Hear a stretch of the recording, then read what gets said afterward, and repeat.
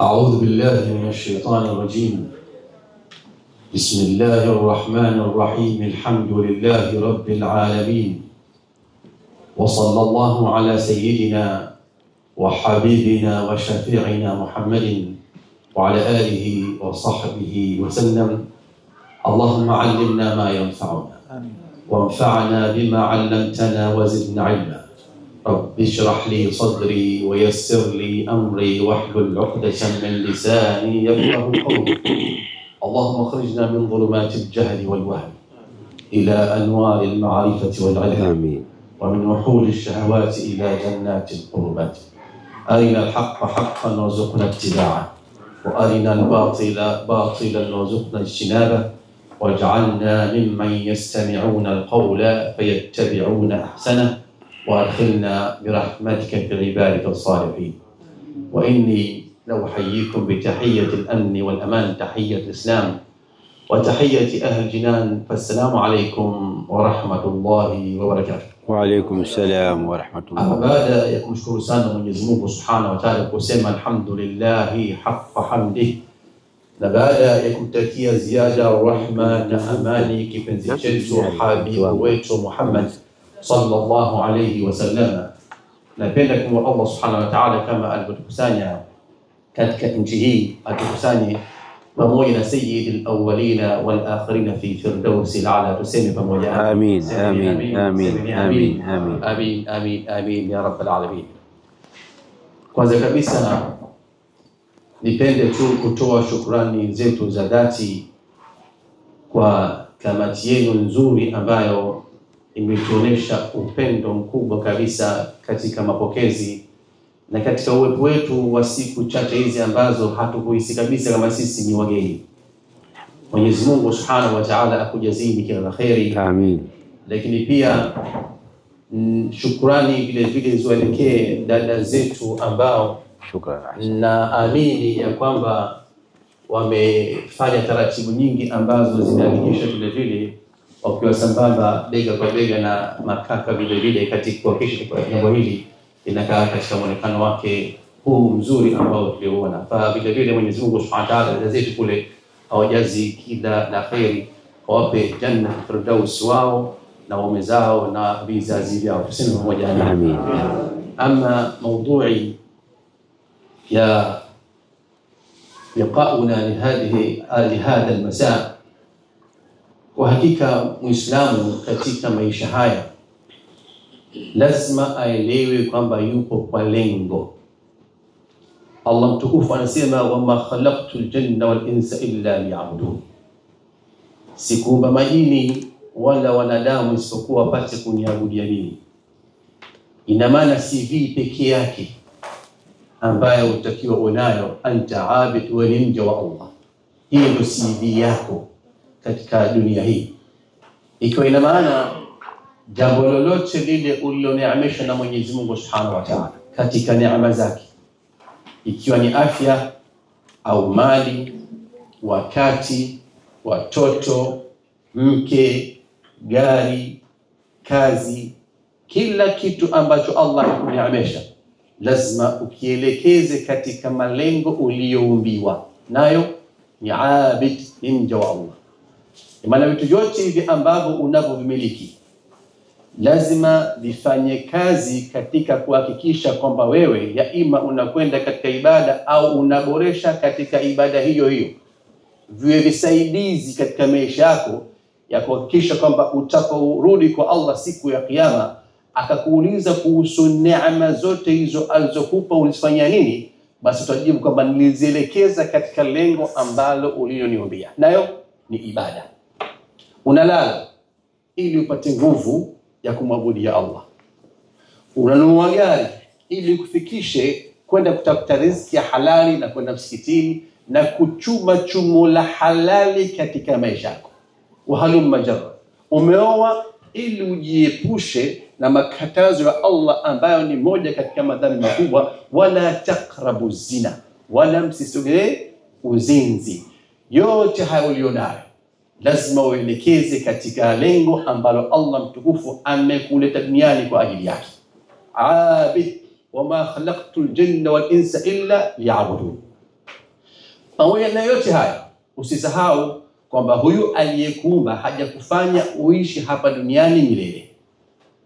Umekuja katika darasa usome, alafu baada hapo unapitia mitihani mbalimbali. Baada hapo unapokufa unasahihishwa mtihani wako, imma janna au nar. Ya imma likabuli lako mwanadamu liwe moja katika sehemu za peponi, Allahumma ja'alna min ahli semeni amin, au Allah tukue semeni amin, liwe shimo miongoni mwa shimo ya motoni. Inategemea na zile ibada na yale matendo ambayo umetanguliza kwa ajili ya maisha baada ya leo.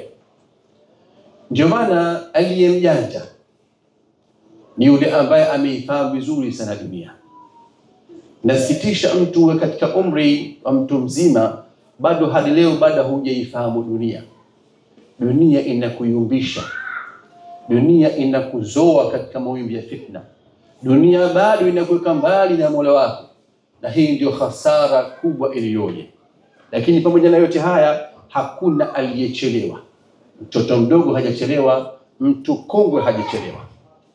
Allah mtukufu anatuambia illa man taba wa amana wa amila amalan salihan fa ulaika yubaddilu Allahu sayiatihim hasanat wa kana Allahu ghafurur rahim. Isipokuwa yule ambaye atakayeamua kutubia kwa Allah jalla jalaluhu, lakini baada ya tauba akaipamba tauba yake na amali zilizokuwa njema. Alikuwa hasad, ameanza kusali. Ana mali, alikuwa hatoi zaka, amelipa zaka na ameanza kutoa zaka. Alikuwa labda ana makosa fulani ya kisheria, baada ya kuwa na kimada amefanya ameoa. Alikuwa anakunywa pombe kaacha, sasa hivi bardan wa salama. Hii amehakikisha ile tauba yake, kwa sababu usije kuwa muongo katika tauba yako. Unaweza kusema tauba ya mdomoni sio ya moyoni. Tauba inaonekana kwa vitendo baada ya kutubia. Allah anasema illa man taba, lakini baada ya tauba wa amila amalan salihan, akaipamba ile tauba yake kwa vitendo ambavyo ni vitendo vyema. Hao basi atakayejipamba na haya mawili ya mwanzo katika aya hii, basi hao Mwenyezi Mungu Subhanahu wa Ta'ala yubaddilu Allahu sayyi'atihim hasanat.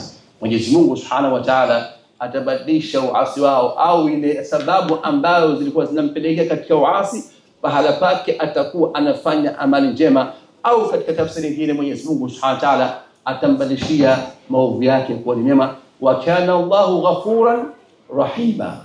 Allah Ta'ala mwenye msamaha, lakini pia ni mwenye kurahamu, Ar-Rahman Ar-Rahim. Na hii aya inatabia ya kwamba ni moja katika masharti muhimu ya tauba. Aya hii, kwa sababu tauba ili ikamilike ina masharti yake. Kwanza kabisa al-iqla', kuliacha ilo dhambi kwa haraka iwezekanavyo. Kwa nini kwa haraka? Kwa sababu hakuna anayejua kama baada ya sekunde moja au dakika moja atakuwa bado yupo duniani. Ndio sio? Ndio sio? Sahihi. Alikuwa na uhakika kwamba baada ya dakika moja kuanzia sasa atakuwepo, mkono juu. Hapo tunashindwa. Kwa hivyo tauba lazima mtu aishi nayo. Ndio maana Allah mtukufu anasema Subhanahu wa Ta'ala akiwaelekea waumini wote, akasema watubu ila Allahi jami'an ayyuhal mu'minuna la'allakum tuflihuna. Natubieni enyi waumini wote kwa ujumla ili mpate kufanikiwa. Imana tauba inamfikisha mtu katika mafanikio. Tauba an-nasuh, at-tauba an-nasuha. Maana tauba nasuha, nasema tauba nasuha, maana tauba nasuha, al-tauba an-nasuh ndio kama kuna nasaha hapa. Nasaha, nasuh, nasaha kwa Kiarabu, kwa Kiswahili ndio. Sasa ni ile tauba ambayo inamzuia na inamnasihi mtu wake asirudie katika uovu wake. Daima inakumbusha fulani mtubia. Ndio at-tauba an-nasuh, tansahuhu bi'adami al-'auda ila ma kana alayhi min al-ma'siyah. Inamsihi kwamba asirudie tena katika asi kwamba ufanye kabla ya tauba. Ndio maana nikasema usiji ukawa Mungu katika tauba yako. Hakikisha kwamba tauba yako inaita vitu. Kwanza umeanza kubadilisha pahala pa uovu wema. Hiyo tauba ya kweli. Pahala pa kutosali sali. Unajihimiza katika amali njema, utoaji, siyam, qiyam, swala, utiifu wa wazazi wawili, na unaachana kabisa na madhambi, sembuse madhambi yakiwa ambao ni makubwa kabisa. Kwa sababu sharti au masharti ya tauba kwanza kabisa nimesema uachane na hilo dhambi haraka sana. Na sisi tunaishi katika nchi kama hizi. Sisi jamani ni mabalozi wa dini yetu. Inasikitisha sana tuwe sisi na wasio kwa sisi katika maisha yetu sawa sawia.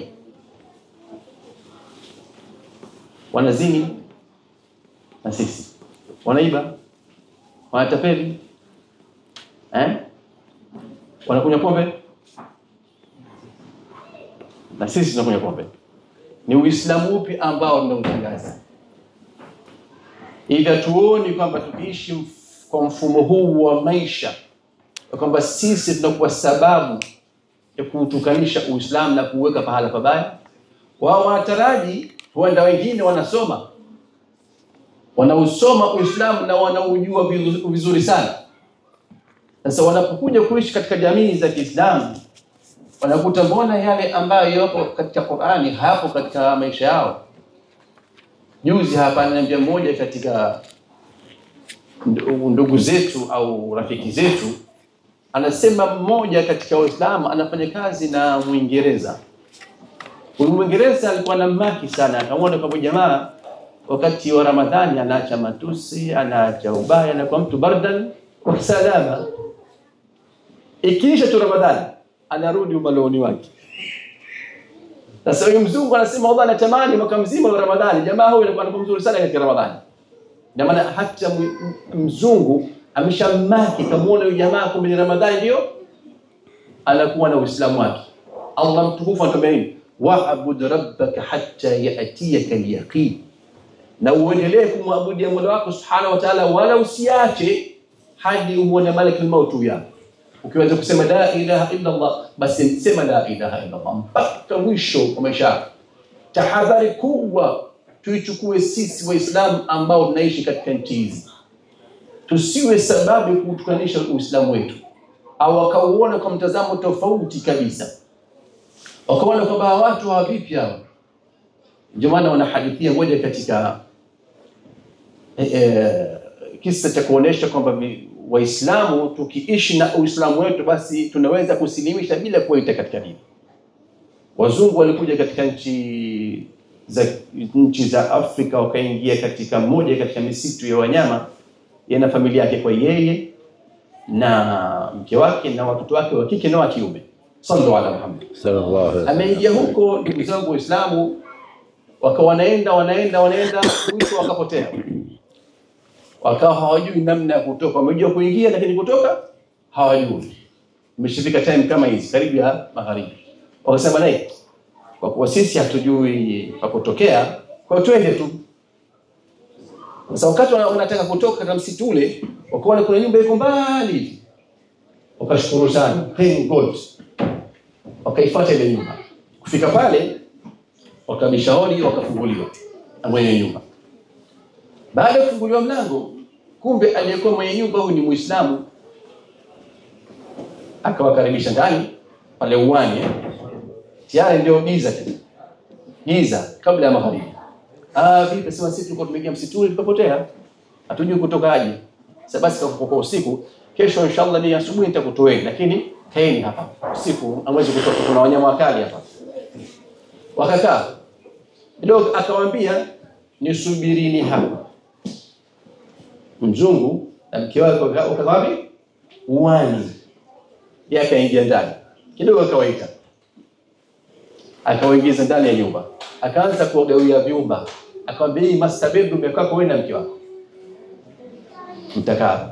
Ama binti zako chumba chao kile pale. Wavulana na watoto kiume chumba chao hicho. Laleni. Ni laleni. Kunda wenyewe lala hapa. Good night, akatoka zake. Allah mtukufu akajalia kwamba huyu mzungu aamke, wanasema tuseme kabla alfajiri, kabla muislamu hajaamka. Alipotoka pale uwani akashtukizwa na jambo la ajabu sana. Jambo la ajabu sana. Kakuta yule mwenye nyumba amelala chini ya mti, yeye na mke wake na watoto wake. Ina maana gani? Kawaachia nyumba ikaenda kulala wapi? Nje, katika siku ya baridi kali. Amejifunika tu, mwenye taulo, mwenye leso, mwenye kanga, mwenye kitenge, basi amejifunika tu ili mradi wapite siku. Yule jamaa alishangaza sana. Akasubiri mpaka yule Muislamu kaamka. Akamwambia, wallahi umenishangaza sana.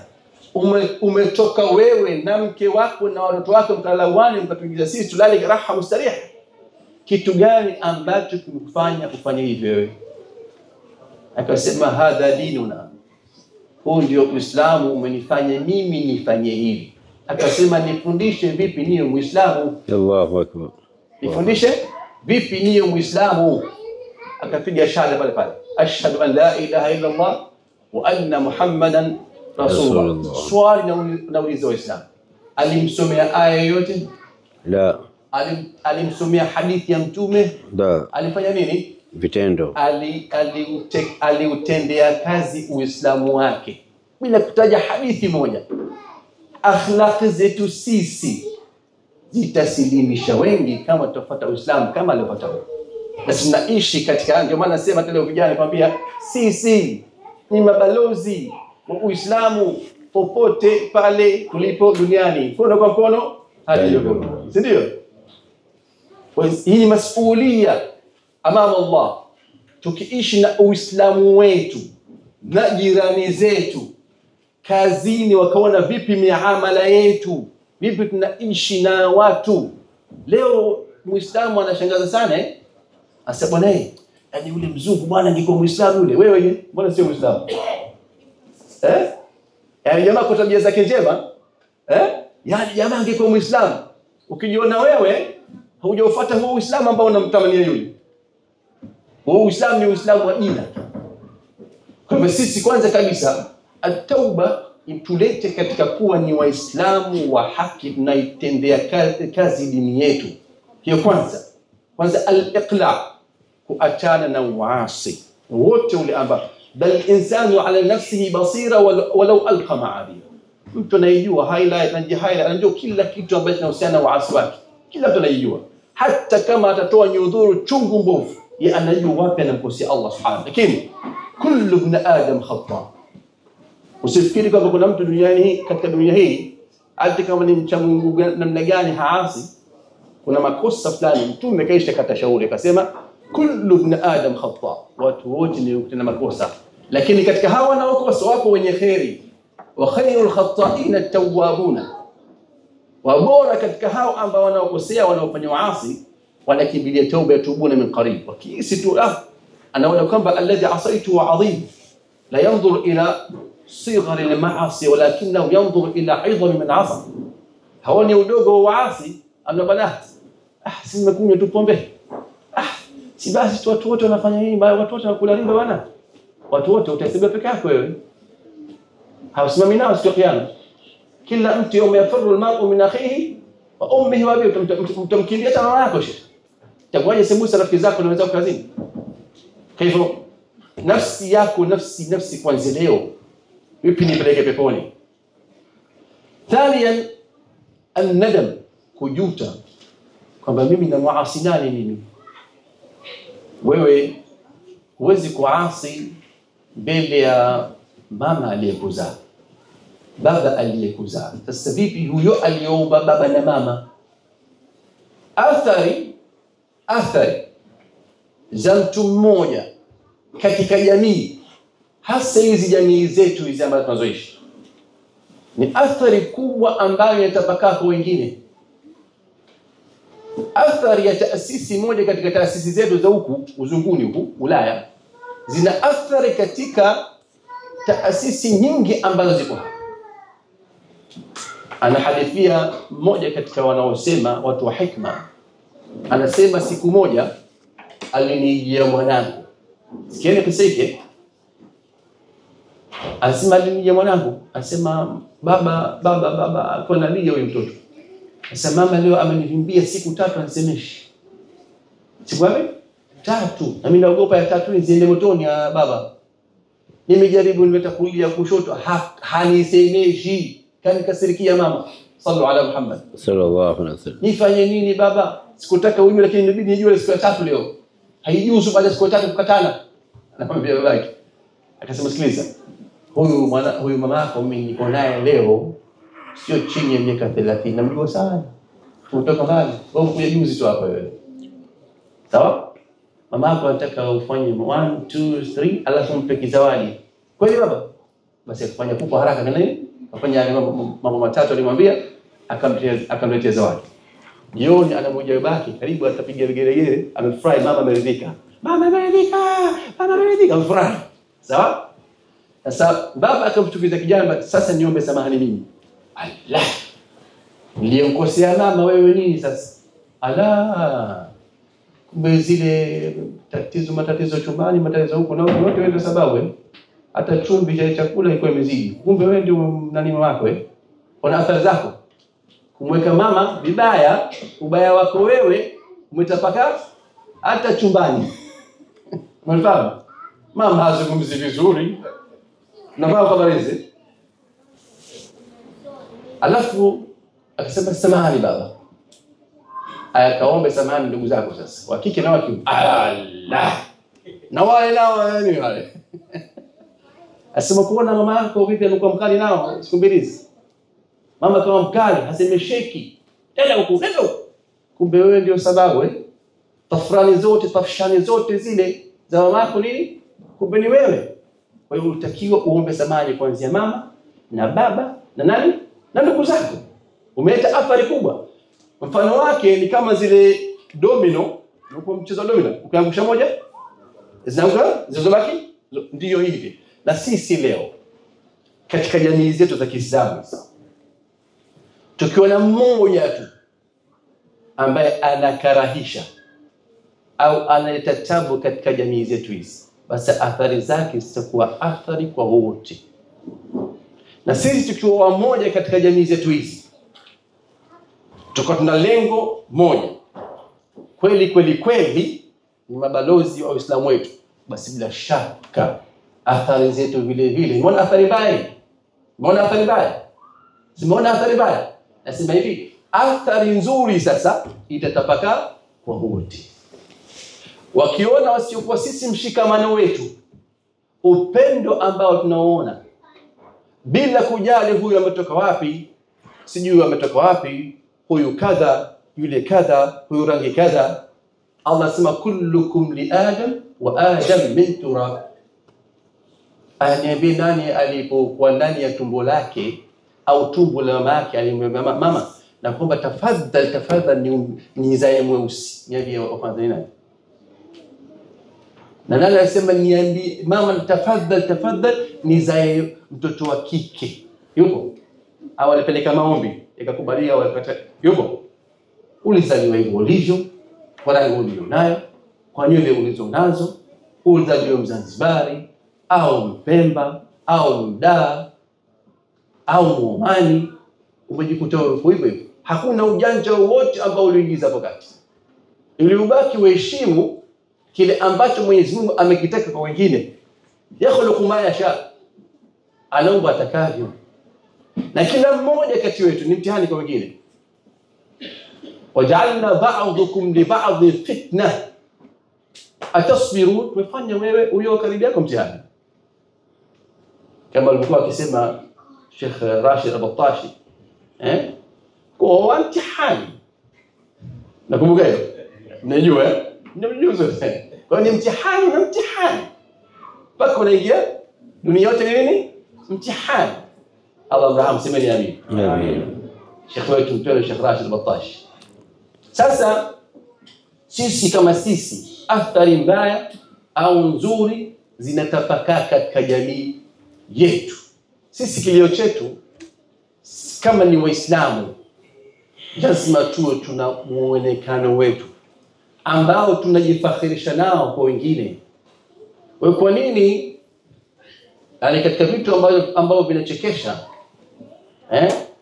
kule kwetu kule wanapokuja baadhi ya watu wa huku eti siku hiyo ndio tunaanza kulia vijiko.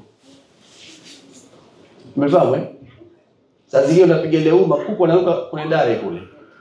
Hata kulia uma ujui. Kuku anaruka unaelika. Umefahamu? Sasa kwa nini sisi tukija huku tunaendelea kula na uma tena?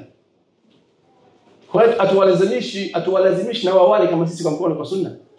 Ikionyesha kuna al-inhizamiyya, tumeshindwa katika nafsi zetu. Tunakubali wengine na tunaona aibu kutekeleza yale ambao ni yetu sisi na ndio ya haki. Sheikh Al-Fani siku moja nakumbuka alipokuwa Unguja alikutana na wazungu wawili, mtu na mke wake. Sio jamaa aliposikia Sheikh Al-Fani pale, mashallah kama mnavyojua, Allah atuhifadhie Sheikh wetu, mcheshi na kila mtu. Akamwamkia yule sasa, mke wake akataka kumpa mkono, akasema mimi huyo mkono huu mkono wa thamani sana huu, sio wa kila mtu mkono huu. Mkono huu na huyu kingi huyu, yeye anastahili kukamata, yeye anastahili kufanya kila kitu, sio sisi. Basi waliheshimu sana kauli yake Sheikh Al-Fani, na huu ndio Uislamu. Wengine sio nimeamkiwa na mzungu sinawe siku 6 kaamkiwa nani kwa siku 6 zinawe, utafika kaamkiwa na mtume sallallahu alaihi wasallam. Anaona pale baraka ya mzungu istoki. La ilaha illa inna lillahi wa inna ilayhi raji'un. Kwa hivyo sisi ndugu zangu Waislamu, athari mbaya au nzuri itatapaka katika kila jamii.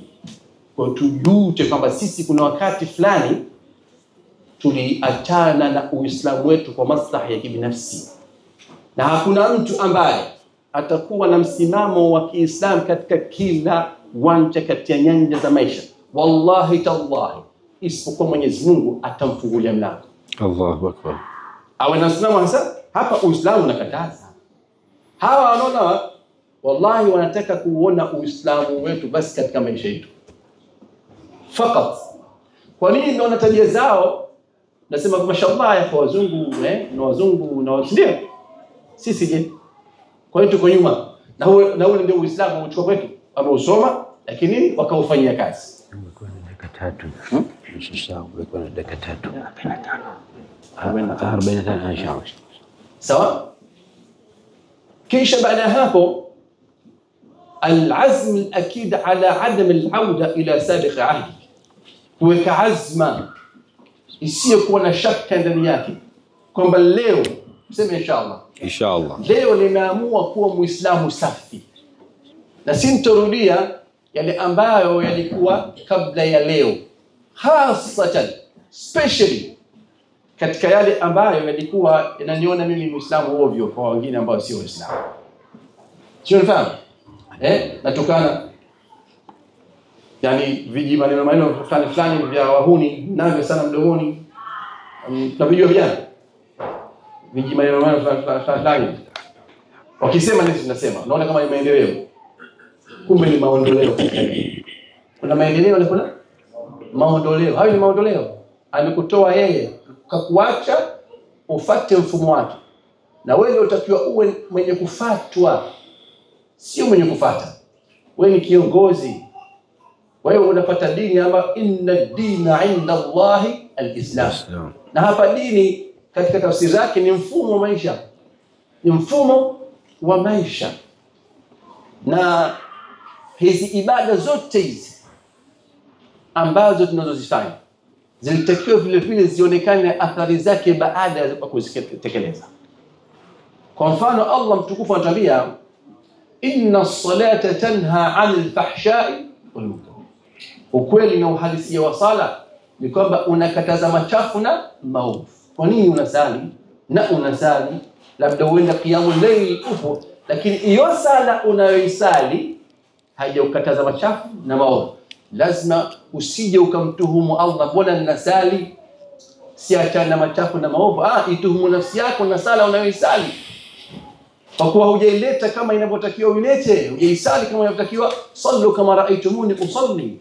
Mtume kaisali kamkataza, wewe nani wewe? Isikukataze. Na Mwenyezi Mungu ameshasema inakataza machafu na maovu. Takupeni kisa cha sahabia min as-sahabiyat. Swali nauliza, usahaba ni cheo kidogo? Kikubwa. Cheo adhimu Naam. Cheo adhimu sana. Yani sasa hivi kasema jamani, nani atamani afufuliwe na masahaba, mikono juu. Wengine watamani na lillah. Au wanaona kwamba Allah mtukufu anaweza kila kitu shekhi. Sawa? Sasa huyu sahabia wa kike, mwanamke lakini sahabia, kaishi katika enzi bora katika enzi zote zilizopita katika dunia hii. Enzi ya Mtume Muhammad sallallahu alaihi wasallam. Huyu sahabia alikuwa na sifa, amekuja baadhi ya masahaba kumpa sifa Mtume Muhammad sallallahu alaihi wasallam za huyu sahabia.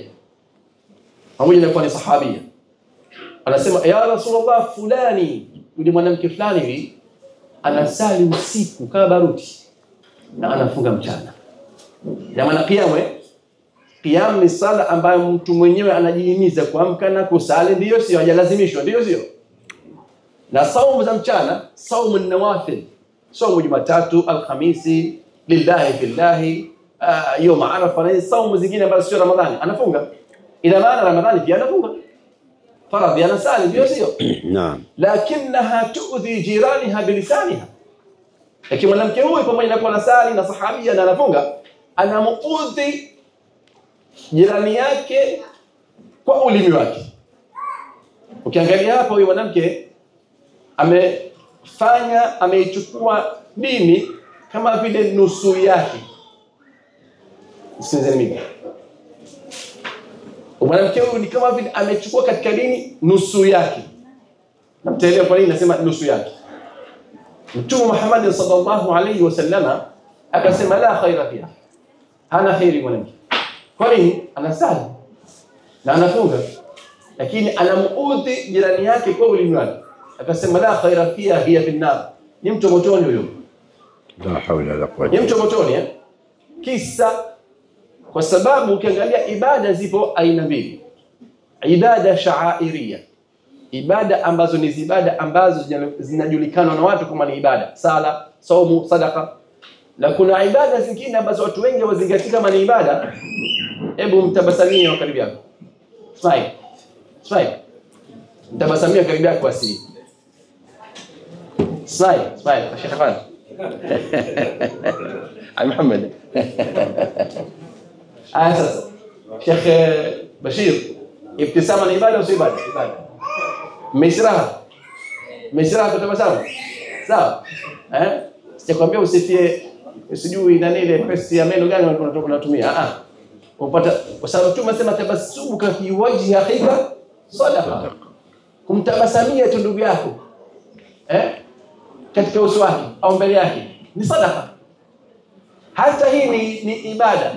Ndio maana ukasema kuna ibada ambazo ni ibada zinajulikana, kuna ibada ambazo watu wengi wameghafilika nazo, al-ibadat at-ta'amuliyya, ibada za kuishi na watu, ibada za kuamiliana na watu sokoni, hata driver taxi, vipi unaishi naye, punda, panya, paka, ndege, vipi unaishi nao. Wewe unajua kwamba katika hadithi Mtume sallallahu alayhi wasallam anasema dakhalat imra'a anna fi hirqatin habasatha, mwanamke alienda motoni kwa sababu ya paka ambaye alimfunga katika chumba hili. La hiya at'amatha wala hiya saqatha, hakumlisha wala hakumnywesha, wala tarakatha ta'kul min khashash al-ard, wala kumwacha ale katika mabaki ya ardhi au chochote katika chakula, hatta matat, paka kafa paka. Akaingia wapi? Motoni. Hukumaadhibu nani? Nyana.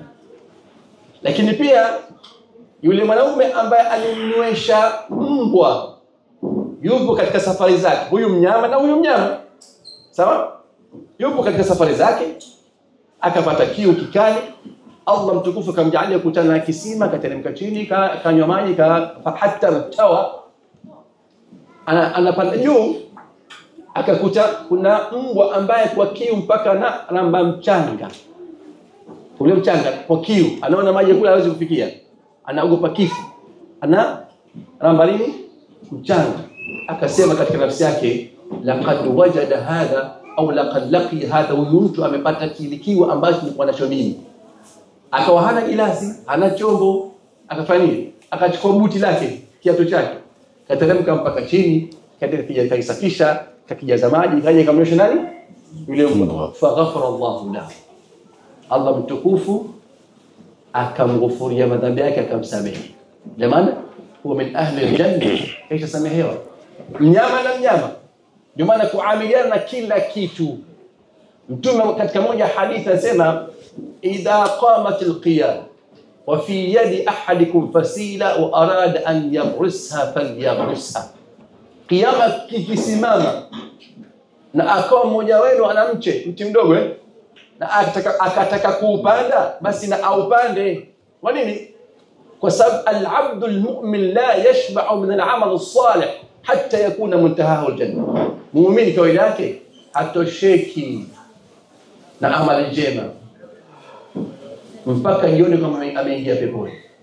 Kono kwa kono hatosheki, amemaliza hili kaanza hili. Yani wakati kwa mfano yupo kazini, anasema saa ngapi tutakwenda kumtembelea mama, anamaliza yupo na mama azungumza naye, baada hii nikatoa sadaka. Yani yeye yupo, umri ni mfupi. Allah mtukufu atakuja kuuliza watu siku ya kiyama, qala kam labithtum fil ardi adad sinin, qala kam labithtum fil ardi adad sinin. Msia tutaulizwa mlikaa miaka mingapi? Swali linasema hivi, mlikaa miaka mingapi? Zingatieni, nasema swali linasema hivi, mlikaa duniani miaka mingapi? Sikia jibu la watu siku ya kiyama. Labithna yawman au ba'da yawmin fas'al al-'adil. Mlikaa kama siku au siku kadha, jibu la watu. Tulikaa yawman au ba'da, waulizeni wenye kudhibiti idadi. Jibu linakuja, qala in labithtum illa qalilan law annakum kuntum ta'lamun. Mlikaa kidogo, mko mnajua nyinyi mlimna. Kijana mmoja siku moja alienda kunasihiwa, alikuwa na miaka 40. Ambia fulani, anta ta'asa Allah subhanahu wa ta'ala, unamwasi Mwenyezi Mungu. Watu wa khair kwenda kumnasihi, unaasi usiku na mchana bana, hauogopi kifo? Akasema kifo wapi na mimi wapi? Anajibu kwa kibri. Asema wewe unajua wewe, sisi familia yetu tunaishi bwana. Asema hivi, sisi familia yetu tunaishi. Na yeye alikuwa na umri wa miaka 40. Atuambie naishi vipi yani? Hamfi. Asema unajua babu yangu aliishi miaka mingapi wewe? Yote kibri, pua juu. Akamwambia atuambie babu yako aliishi, si alikufa lakini? Atuambie alikufa, akasema miaka 60. Unajua ukitafukuza jambo, kafa na miaka 60, hapa 60, anaona 60 nini? Akauliza leo ndo gani? 40. Angalia. How old are you? 40. Your grandpa 60. He was died when he was 60. Anaikuza hili, anadogosha hili. Aya sasa, akatoa pale, akatoka na gari yake, kapiga flash. Kaenda zake. Wanasema baada ya muda asikia sauti ya ajali. Khair inshallah. Jamaa akapata ajali. Huyu anayesubiri afike miaka mingapi? Tena alisema nikifika 54, sikiliza, nikifika 54 hivi, 56, 58 tatubia. Anasubiri 60 yake. Kuanzia 40 mpaka 60 miaka mingapi? 20, sio? Wanasema toka pale alipofanya kibri, akafanya ujeuri kama huu, ilichukua dakika 20 akapata ajali kafa. Inna lillahi. Alikuwa anataraji ishi miaka mingapi? 20 mingine, kafa katika dakika ngapi? Dakika 20. Afahasibtum annama khalaqnakum abatha wa annakum ilayna la turja'un. Mnidhania kwamba tumekuumbeni bure hivi na kwamba kwetu sisi hamtorejea. Fata'ala Allahu al-maliku al-haq la ilaha illa hu rabbul arshil karim. Allahu akbar. Ametukuka Mwenyezi Mungu Subhanahu wa Ta'ala. Kwa hivyo tuishi katika maisha haya tukiwa ni Waislamu waliojipamba na Uislamu wetu. Tusiwe sababu kuutukanisha Uislamu wetu katika nchi zisizokuwa za Waislamu. Baada ya hapo inakuja nini? Al-azm akid ala adam al-auda. Lakini pia in kanat hunaka madhalim, kuna dhulma baina ya jazakallahu khair, ahsant. na viumbe vya Allah Subhanahu wa Ta'ala. Turaddu al-madhalim. Amana, hasa zile amana ambazo zinahusiana na wasio kwa Waislamu, mimbabi aula tuishi. Tukombe kitu kimoja muhimu sana hizi. Na sisi tunaishi katika nchi hizi za kimagharibi. Sawa? Kitu muhimu sana kinahusiana na hawa watoto. Leo tulipokuwa kiwanjani kule tulishinda Mtazama tulishinda.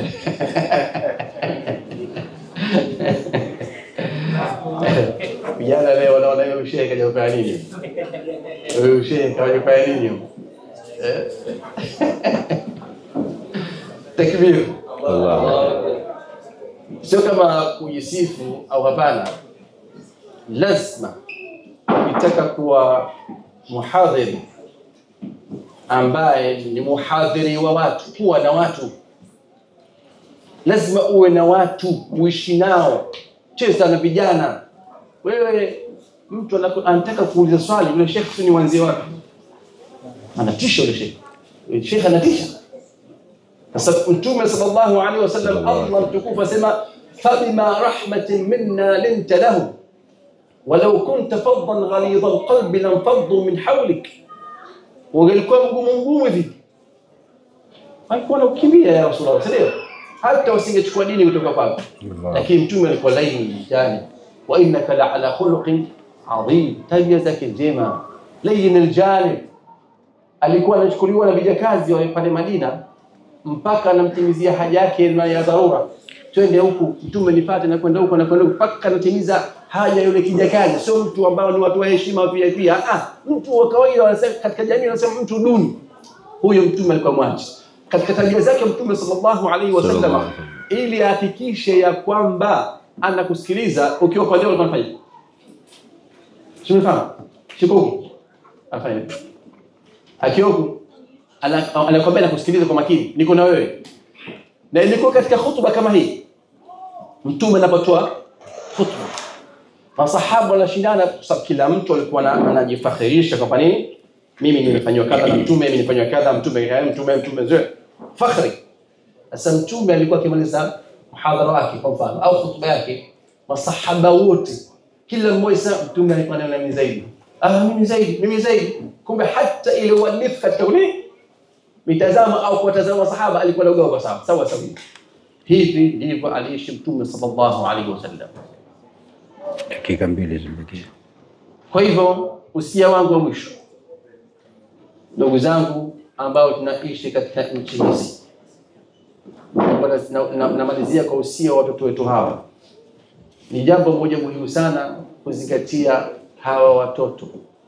Mtume sallallahu alaihi wasallam anasema kullukum ra'i wa kullukum mas'ulun 'an ra'iyatihi. Ni wachunga, sisi sote ni wachunga, na nyote mtaulizwa kuhusu kile ambacho mlipewa kukichunga. Kwa kadri ewe baba, ewe mama, unapojipamba na dini, watoto wako watajipamba na dini. Nimeshuhudia watoto kutoka katika nchi za Ulaya, alhamdulillah, hawajui mkojomani. Alhamdulillah, naambia alhamdulillah, nasema what is alhamdulillah? We don't know anything. Are you Muslim? Hawana jibu. Do you know alhamdulillah? We don't know. Are you praying? Sasa mimi swali silikuwa mimi mwenyewe, yani ikiwa alhamdulillah hiyo nasali. Ikiwa alhamdulillah hiyo nasali. Hii ndo narudia katika swala ile, jamani, ima tuwe na maendeleo katika dunia yetu au maondoleo. Kufuata mitindo. Kuna watu wanakuja huku, sisemi wanaoa, wengine wanaolewa na wazungu na ni wanaume hao. Nasema wanaume. Inafahamika lugha hii. Nasema mwanaume na anaolewa na mzungu. Vipi anamuoa? Anamchukua yeye na Uislamu wake na kwa nani? Tamkuta kesho kanisani, misalaba, balaa za kila aina. Anamvua Uislamu wake. Kwa hivyo sisi kama ni majimedari kwa kulinda dini za hawa, tukilainisha dini ya hawa, tunategemea vizazi vyao vitakuwa nini? Kuisha kazi. Kwa sababu kwa kadri inavyozidi kudhoofika dini, watazaa walikuwa dhaifu zaidi na dhaifu zaidi na dhaifu zaidi. Watakuja watu baadaye katika kizazi chako wewe wanasema hakuna Mungu anayepasa kuabudiwa. Sisi tunasema la ilaha illa Allah leo. Utapata kizazi uko mbele kitasema hivi, la ilaha, hakuna Mungu. Na ni kizazi chako ukirudi katika ile ubini wake, nakuja katika ubini wako wewe. Uko nyuma uko chini uko. Inna lillahi wa inna ilaihi raji'un. Subhanahu wa ta'ala tusiri ajalie katika wale ambao wanasikia mema na wakayafuata, wakaona mabaya wakayacha. Wassalamu alaykum wa rahmatullahi wa barakatuh. Karibisha Sheikh wetu mpendwa, Sheikh wetu au